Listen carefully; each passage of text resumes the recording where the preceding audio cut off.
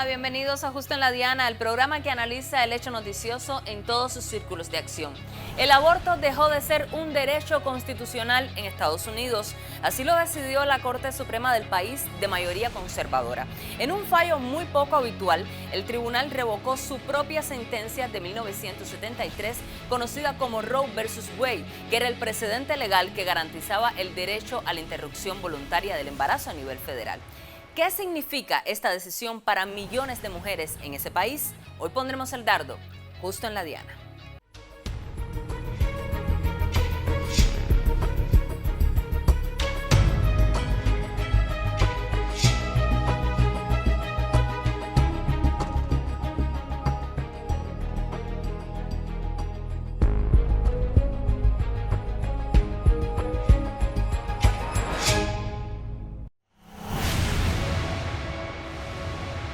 Revocaron el fallo que permitía interrumpir el embarazo en el país, un derecho amparado desde 1973 a nivel federal. Esta decisión no hace que el aborto sea ilegal, pero conlleva que cada estado sea libre de autorizarlo o no. La mitad de los estados, sobre todo en el sur y en el centro, podría prohibirlo totalmente. Así, las mujeres que deseen abortar se verán obligadas a continuar con su embarazo, arreglárselas clandestinamente o viajar a otros estados donde los abortos sigan siendo legales. Enseguida que se dio a conocer la decisión de la Corte, varios estados anunciaron medidas para prohibir la interrupción voluntaria del embarazo. En cambio, gobernadores del Partido Demócrata de California, Oregon y Washington difundieron un video conjunto para anunciar un frente unido que garantice en sus territorios el derecho al aborto. La alta comisionada de la ONU para los Derechos Humanos, Michelle Bachelet, afirmó que la decisión de la Corte Suprema de Estados Unidos es un duro golpe a la igualdad de género. Aseguró que el acceso a un aborto seguro, legal y eficaz está firmemente arraigado en el derecho humano internacional y es central para la autonomía de las mujeres y las chicas, así como la capacidad de tomar sus propias decisiones sobre sus cuerpos y sus vidas. El expresidente estadounidense Donald Trump, que nombró 3 jueces conservadores en la Corte Suprema, afirmó que la anulación al derecho a la interrupción voluntaria del embarazo obedece a la voluntad de Dios y que la decisión sigue la Constitución. El expresidente demócrata Barack Obama lo calificó de ataque a las libertades fundamentales. Por su parte, el presidente de Estados Unidos, Joe Biden, rechazó por completo este fallo de la Corte y tomó medidas ejecutivas el pasado 8 de julio para proteger el acceso al aborto, al firmar una orden ejecutiva que garantiza el acceso a la interrupción del embarazo y a métodos anticonceptivos. Today, the Supreme Court of the United States expressly took away a constitutional right from the American people that it had already recognized. They didn't limit it. They simply took it away. That's never been done to a right so important to so many Americans. But they did it. It's a sad day for the court and for the country. The poor women are going to be hit the hardest. It's cruel. In fact, the court laid out state laws criminalizing abortion that go back to the 1800s as rationale. The court literally taking America back 150 years. Today, I'm directing the Department of Health and Human Services to take steps to ensure these critical medications are available to the fullest extent possible. Después de que la Corte Suprema de Estados Unidos anulara el histórico fallo de 50 años que garantizaba el acceso al aborto, el Comité Especializado de la ONU instó a los legisladores de esa nación a adherirse al instrumento internacional que protege el derecho de las mujeres a la salud sexual y reproductiva. El Comité de Expertos destacó que Estados Unidos es uno de los únicos 7 países del mundo que no es parte de la Convención Internacional que protege las garantías fundamentales de las mujeres, incluidas la de salud sexual y reproductiva. Vamos a escuchar la opinión de algunas ciudadanas de ese país al conocer el fallo de la Corte. Estamos viendo en este país que líderes extremistas republicanos quieren criminalizar y castigar a las mujeres por tomar decisiones sobre su cuerpo. Women from making decisions about their own body. The pro-life people who are out here contradict themselves in everything that they do. They are not pro-life. They're pro-hypocrisy, pro-birth, and pro-control. If they were truly pro-life, they would not support the Supreme Court's decision to allow open carry across this country. They would support gun control. They would support universal health care. They would support these things that actually affect the living, breathing human lives of this country. All they really care about is controlling and suppressing women. We, the people who it is going to affect, need to come out into the streets and demand that 6 people do not dictate our lives based on their religion. The hell with the Supreme Court. We will defy them. Women will be in control of their bodies. I cried and screamed a little bit to my roommate, and we were very much just disappointed and disheartened with the state of society that this could even be happening. And we're not going to go silently. We're going to fundraise for abortion funds that are going to help people in red states get abortions in blue states. We're going to train people how to do self-managed abortion, which is very, very safe, and we're going to fight back. Hoy nos acompaña en el estudio el doctor en Ciencias Históricas y profesor del Centro de Estudios Hemisféricos y sobre Estados Unidos, Hassan Pérez Casabona. Muchísimas gracias por estar nuevamente aquí con nosotros en el programa. Un placer, Diana, y a tu disposición. Para empezar con el análisis, varios expertos han calificado esta decisión como un retroceso de 150 años. ¿Qué representa este fallo de la Corte Suprema? Sin discusión, es una mirada que apunta a elementos retrógrados. Yo diría que incluso retoma elementos que están en los albores del siglo XIX, estamos hablando de comienzo en el entorno de 1800, 1820, porque implica una regresión a cuestiones que parecían estar superadas. Cuando uno piensa, por ejemplo, en Estados Unidos, en algunos de los grandes eventos de la medianía decimonónica, en el proceso de las luchas de las mujeres, por ejemplo, en la convención de Seneca Falls o en la de Rochester, estoy hablando de 1848, que hablaron de una declaración de sentimiento, ideas que retomaron después, por ejemplo, en la Convención de Ohio en 1850 o en la Convención de Siracusa de 1852, se planteaban temáticas donde usted dice, parecía que la sociedad estadounidense había entendido aquel tipo de reclamo. En aquel momento se hablaba, por ejemplo, del derecho al voto, algo que se logra con la 19ª enmienda a la altura de 1920. ¿Qué implica esta decisión que ha tomado la Corte Suprema? Una regresión donde la mujer vuelve a ser considerada, no tiene la libertad de tomar decisiones sobre su propio cuerpo. En el entorno de 1848, como te decía, la mujer incluso no podía compartir en espacios públicos, se consideraban que eran ambientes promiscuos. Había una idea de que la mujer, para poder expresar su opinión, tenía que ser representada por el esposo o por algún tipo de familiar. Cuando uno entiende lo que acaba de ocurrir, prácticamente se da cuenta que hay un retroceso extraordinariamente peligroso, no solo en la temática que le da lugar, sino con una posibilidad muy dañina, porque puede extenderse a otros ámbitos. Se ha tomado una decisión que implica violar las decisiones de las mujeres, la libertad. Incluso las Naciones Unidas considera el derecho, lo que se denomina la autonomía física, que todos los seres humanos deben estar en plena capacidad de poder tomar decisiones sobre su cuerpo. Y yo diría que el más reciente episodio de la Corte Suprema, que además se inserta en una serie de eventos muy complejos y al mismo tiempo de un gran peligro. Como hemos hablado en otros momentos, no es solamente el tema del aborto, la eliminación para las restricciones para portar armas en la vía pública, el hecho que se acaba también de aprobar que se limita la administración para controlar la emisión de los gases de efecto invernadero, el hecho de que se ha cortado, por ejemplo, la separación entre la Iglesia y el Estado, porque a partir de una demanda que presentó un caso en el estado de Maine, se ha autorizado a utilizar fondos públicos para financiar proyectos educativos de carácter religioso. Es decir, hay una mirada muy conservadora, Diana, muy conservadora, que está tocando puntos que implican regresiones y que tienen que ver, desafortunadamente, con el contexto por el cual atraviesa los Estados Unidos. Estados Unidos ha venido atravesando durante las últimas 5 o 6 décadas un amplio proceso de debate, pero una mirada que ha sido muy, muy conservadora, una mirada que ha tocado también sobre cuestiones de identidad.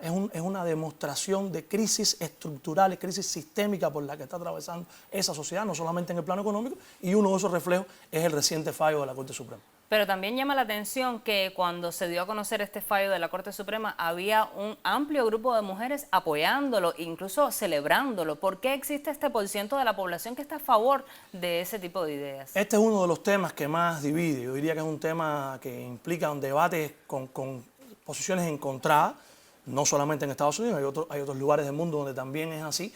y evidentemente cuando se pronunció en la Corte Suprema, no solo cuando se pronunció, debo aclarar que desde que se filtró en Político, en el sitio web Político, a principios de mayo, algo que no había ocurrido nunca en la historia de la Corte Suprema, en 233 años, nunca se había filtrado el adelanto de la posible... ¿Y tú crees que eso haya sido intencional? Bueno, yo creo que el propio juez Robert, que presidía la Corte, ordenó una investigación. Yo creo que sí, que sin duda alguna hay elementos de conexión que implican que se estaba creando ya una especie de moviendo opinión pública en aras de lo que se denominaba crónica de una muerte anunciada.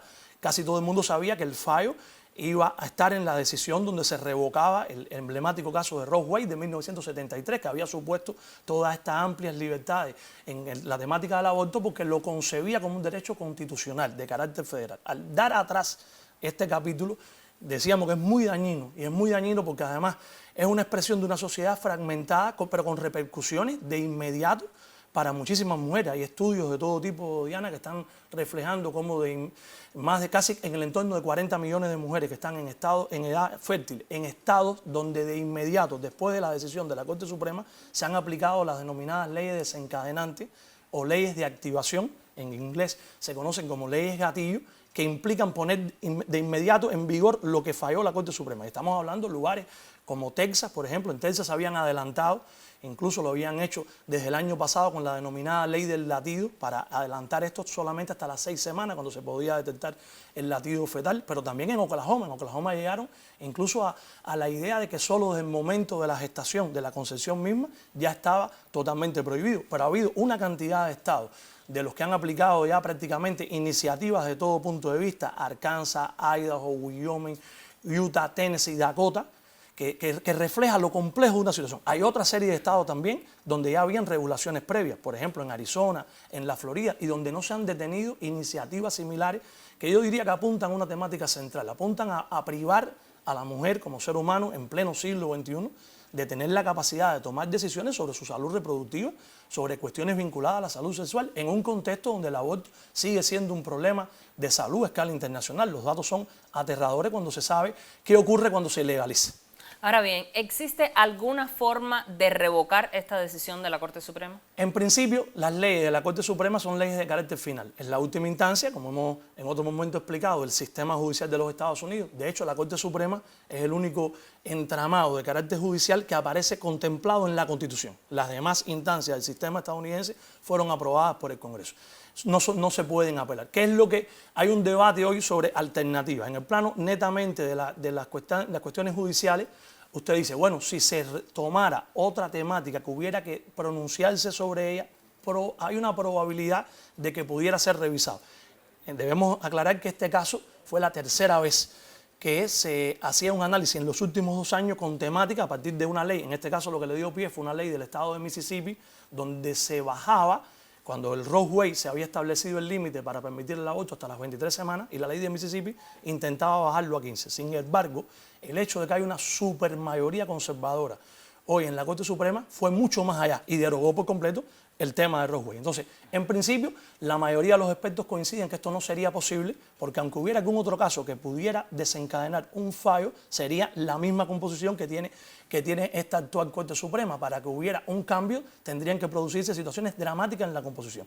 ¿Qué dijeron los jueces de Corte Liberal? Bueno, aquí la explicación más clara para entender lo que ha pasado es sencillamente que cambió la composición de la Corte. Sabemos que Donald Trump nominó a 3, fue parte de toda la estrategia del trumpismo, en realidad, más allá de la retórica discursiva, todo lo que hizo en las instancias federales y en la Corte Suprema, y hoy hay una visión muy conservadora. Hay estudios que están reflejando cómo en los últimos 3 o 4 años, por ejemplo, se ha favorecido casi en un 85% decisiones vinculadas a temáticas de carácter religioso. Esta se va de esa categoría, pero es una expresión, incluso hay muchos especialistas de la propia Academia de Ciencias de los Estados Unidos que están señalando que esta Corte es la más conservadora de la historia y que es mucho más conservadora que el promedio de los ciudadanos estadounidenses y que es una expresión de la fractura y que está muy identificada con las ideas del Partido Republicano, el Grand Old Party, en cuestiones de carácter ideológico. Entonces, ¿qué queda? Bueno, el Congreso, pero ya estamos hablando en el plano legislativo, que ha sido el llamado del presidente Biden. Todo esto se ha vinculado con el contexto electoral. No podemos soslayar que en noviembre están las elecciones legislativas, se ha llamado a que puedan los demócratas, algo que parece difícil, poder tener un resultado tan exitoso que permitiera que en las instancias de la Cámara de Representantes y luego en el Senado, donde hoy sí tienen la mayoría, se aprobaran y que se convirtiera en leyes donde se mandataran y hubiera una visión amplia para garantizar los derechos del aborto a la mujer, pero en la instancia legislativa. Es decir, hay un debate que va a estar desarrollándose muy intenso y ha sido, diríamos, que el mensaje fundamental de los políticos fundamentales del Partido Demócrata, no solo el presidente Biden o Nancy Pelosi, sino también del expresidente Obama, de su esposa Michelle, que han estado llamando a que las personas expresen su descontento con esta visión, con esta decisión tan compleja y que lo hagan en realidad en las urnas en noviembre, que tengan un crédito desde el punto de vista electoral para que esto se pueda cambiar en las instancias legislativas. Evidentemente el tema va a seguir, como tú decías, evolucionando durante todo este año hasta las elecciones. Te propongo hacer, Hassan, una primera pausa. Estamos analizando la reciente decisión de la Corte Suprema sobre el aborto en Estados Unidos. Esto es Justo en la Diana. En 1969, una mujer soltera de 25 años, Norma McCorvey, bajo el seudónimo de Jane Roe, desafió las leyes de Texas sobre el aborto. Ese estado prohibía el aborto por no estar contenido en la Constitución, excepto en los casos en los que la vida de la madre estuviera en peligro. McCorvey estaba embarazada de su tercer hijo y presentó su caso en tribunales. No obstante, su alegato fue rechazado y la obligaron a dar a luz. Como defensor de la ley contra el aborto estaba Henry Wade, el fiscal del distrito del condado de Dallas. Es por esto que la batalla legal se conoce como Roe contra Wade. En 1973, su apelación llegó a la Corte Suprema de Estados Unidos, donde su caso fue escuchado. Junto a otras mujeres, Roe argumentó que las leyes de aborto en Texas y Georgia iban en contra de la Constitución porque infringían el derecho de la mujer a la privacidad. Por una votación de 7-2, los jueces de la Corte dictaminaron que los gobiernos federales carecían del poder para prohibir los abortos. Los magistrados decidieron que el derecho de una mujer a interrumpir su embarazo estaba protegido por la Constitución. La sentencia otorgaba a las mujeres estadounidenses el derecho absoluto a un aborto en los primeros 3 meses del embarazo y declaraba que los estados podían restringir o prohibir los abortos en el último trimestre a medida que el feto se acerca al punto en el que podría vivir fuera del útero. Roe contra Wade también estableció que en el último trimestre una mujer puede someterse a un aborto a pesar de cualquier prohibición legal si los médicos certifican que es necesario para salvar su vida o su salud. Regresamos con el análisis. Hassan, una importante cantidad de mujeres, tú lo decías, más de 30 millones de mujeres tendrán reducidas las opciones de aborto a partir de este fallo. ¿Significa esta decisión un aumento de las muertes de mujeres por prácticas clandestinas de aborto? Por supuesto, va a implicar un incremento de problemáticas de salud que pueden desafortunadamente derivar incluso en la pérdida de la vida. Eso es lo que reflejan los estudios de la Organización Mundial de la Salud. El Instituto Guttmacher, por ejemplo, que es una entidad que se dedica a cuestiones de salud reproductiva y sexual en los Estados Unidos, lo reconocen claramente. Hay indicadores incluso que hablan de en los países donde el aborto es criminalizado o se ilegaliza. Esto no implica que disminuyan las tasas, son similares a los países donde se permite. Debo decir, Diana, que en los últimos 25 años más de 50 países han ido aprobando legislaciones que garantizan maneras de acceder de manera más expedita al aborto. Estamos hablando que los datos internacionales demuestran que 1 de cada 4, en Estados Unidos 1 de cada 5 de los embarazos anuales terminan en aborto, y esto supone, cuando no se hace en los espacios adecuados, que es a lo que ha llamado la OMS, la Organización Mundial de la Salud, cuando no se hace en los espacios adecuados, con el personal calificado, lo que se pone en peligro es la vida de las mujeres. En Estados Unidos el perfil promedio de la mujer en el año 2020 que tuvo que acudir al aborto, más del 90% tenía más de 20 años y lo hacía antes de la semana 13 y alrededor del 60% ya tenía un hijo. Entonces, esto en realidad yo diría que sobre esto hay que generar un debate amplio, un debate. Cuando tú me preguntabas hace un instante qué podría cambiar, bueno, hay una variante que se ve como muy remota en la propia Corte Suprema. En la Corte Suprema no está fijado el número en la Constitución de sus jueces.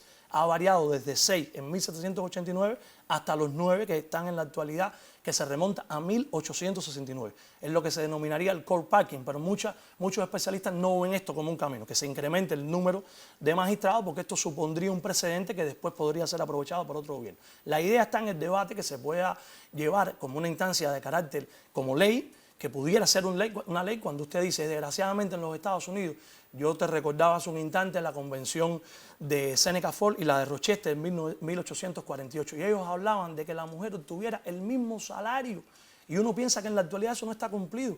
El Pew Research Center, por ejemplo, reconoce que en Estados Unidos las mujeres como promedio pueden ganar un 25% menos que los hombres por el mismo trabajo.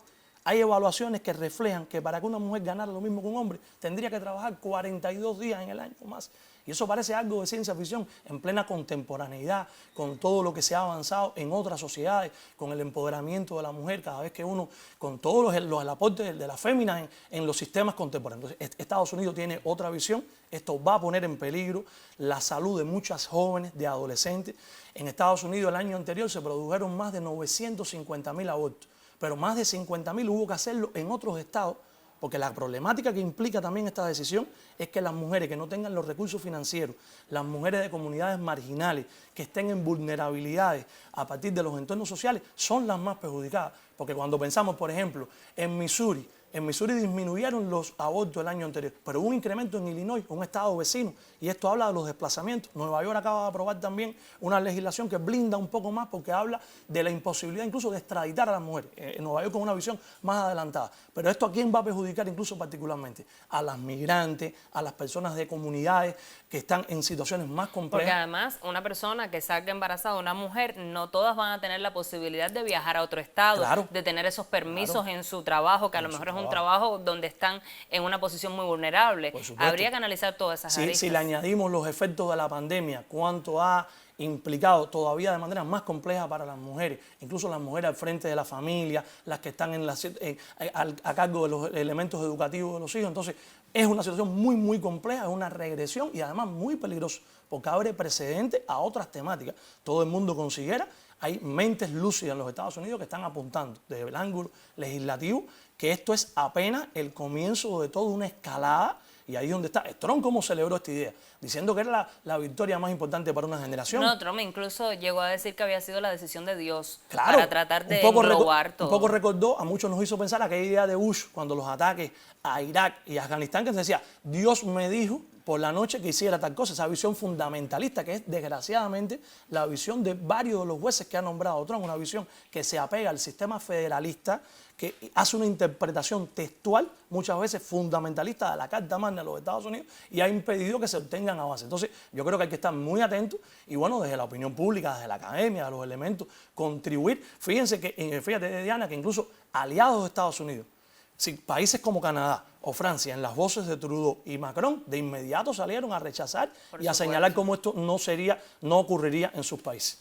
Hassan, yo te agradezco muchísimo que nos hayas ayudado a entender y a poner en contexto todo este fenómeno en Estados Unidos, que evidentemente tendrá repercusión y evolución en los próximos meses. Muchísimas gracias por estar con nosotros.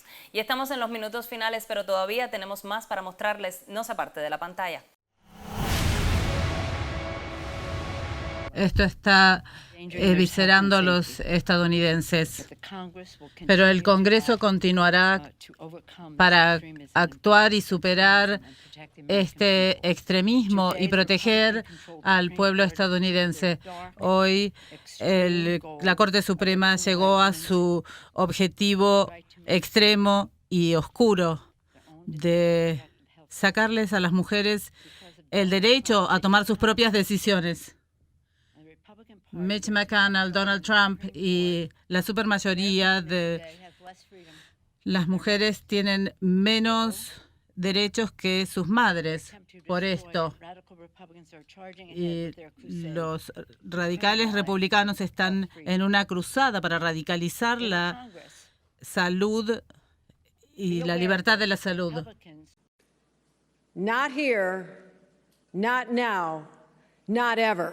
El estado de Nueva York es uno de los que garantizará legalmente el acceso de las mujeres al aborto, más allá de la decisión de la Corte Suprema de Justicia que dejó sin efecto el fallo de Roe vs. Wade, que desde 1973 establecía el derecho constitucional al aborto en Estados Unidos.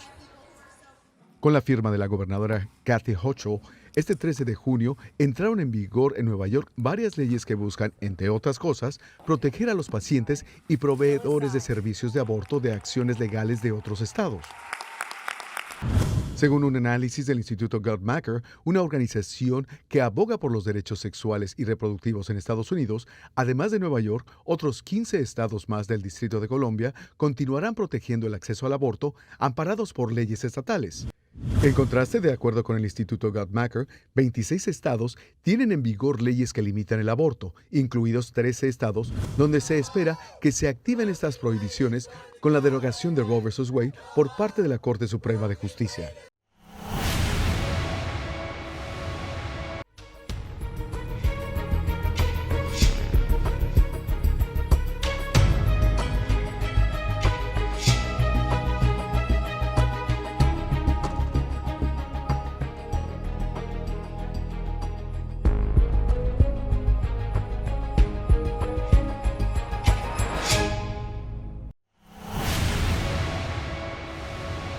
El acceso al aborto seguro y legal y a una atención post-aborto de calidad contribuye a reducir las tasas de mortalidad materna, a prevenir embarazos adolescentes y no deseados y a garantizar el derecho de las mujeres a decidir libremente sobre su cuerpo.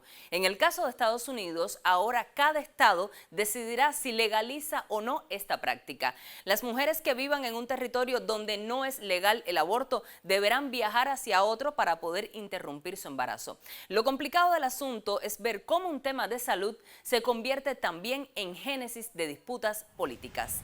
Lo espero el próximo jueves a las 9:30 de la noche para analizar un hecho noticioso en todos sus círculos de acción. También nos puede ver los viernes a las 10 de la mañana y los sábados a las 5:30 de la tarde. Si se perdió alguno de nuestros programas anteriores, siga nuestro canal en YouTube y allí podrá encontrarlos. Estamos también en Twitter y Facebook. Al final, como siempre les digo, tendrán todos los elementos que necesitan para poner el dardo justo en la diana.